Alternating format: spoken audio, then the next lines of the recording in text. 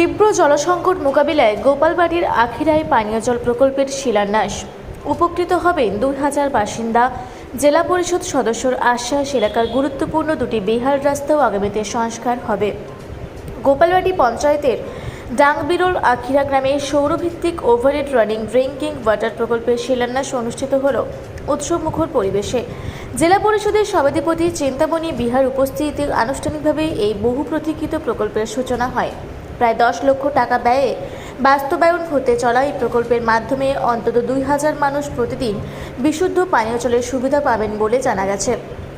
গ্রীষ্মকাল এলেই গোপালবাড়ির বিভিন্ন গ্রামে তীব্র জলসংকট দেখা দেয়, যার ফলে দীর্ঘদিন ধরে স্থানীয় মানুষ একটি স্থায়ী পানীয় জল প্রকল্পের দাবি জানিয়ে আসছিলেন।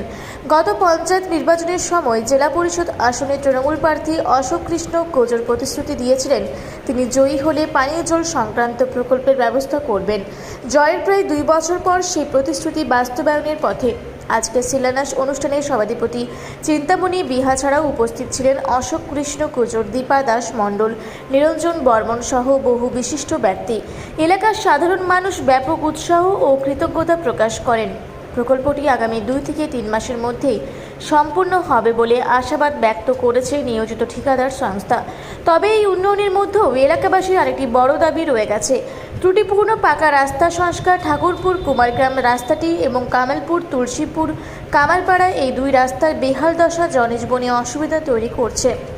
স্থানীয়দের প্রত্যাশা, পানীয় জলের প্রকল্পের মতো রাস্তাঘাট সংস্কার ও দ্রুত প্রশাসনিক পদক্ষেপ নেওয়া হবে। জেলা পরিষদ সদস্য অশোক কৃষ্ণ কোজর আশ্বাস দিয়েছেন ওই 2 রাস্তাও আগামীতে সংস্কার করা হবে।